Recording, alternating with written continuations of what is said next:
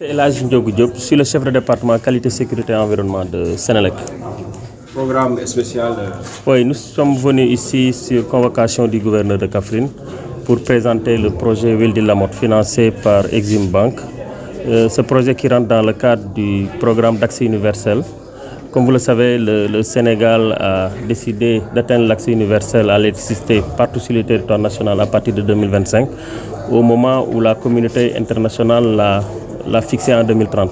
Donc vous comprenez bien qu'à travers cet objectif que le Sénégal a de le faire en 2025, au moment où la communauté internationale veut le faire en 2030, existe vraiment la mise en œuvre de plusieurs projets d'électrification rurale, dont ce projet que nous venons présenter ici aujourd'hui à Kaffrine, qui est le programme Ville de la Motte financé par Exim Bank à hauteur de 100 millions de dollars, à peu près 60 milliards de francs CFA, qui concerne ici certaines localités de la région de Kaffrine.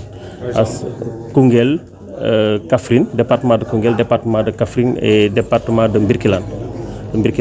Donc c'est une électrification à la fois rurale et périurbaine. Quand on parle de périurbaine, c'est surtout les quartiers périphériques des villes qui ne bénéficiaient pas d'électricité ou bien qui avaient vraiment des problèmes de tension jusqu'à présent. Je pense que pour cela, le chef de projet technique va y revenir globalement.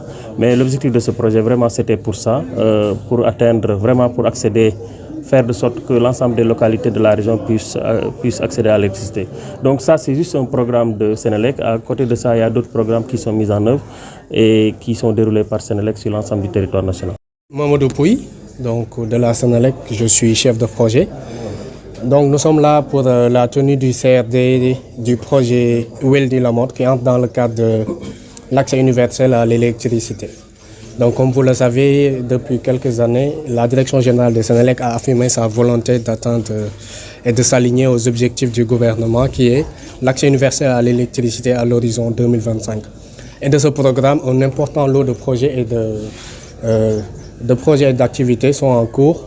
On a le projet Ville de la Motte qui nous réunit aujourd'hui, mais on a d'autres projets comme PADES, le projet BEST, les programmes PADERO, etc., qui sont là sur l'ensemble du territoire national. Maintenant, concernant le projet Ville de la Motte, c'est un projet financé par Exim Bank US à hauteur de 100 millions de dollars et qui réunit pratiquement l'ensemble des régions du Sénégal, à part la région de Kédougou. Le projet est réparti sous 3 volets. Donc nous avons le volet périurbain, le volet électrification rurale à travers le réseau de Senelec et un autre volet électrification rurale, mais cette fois-ci avec une alimentation en solaire qu'on appelle le réseau solaire off-grid. Nous sommes là aujourd'hui pour Kaffrine.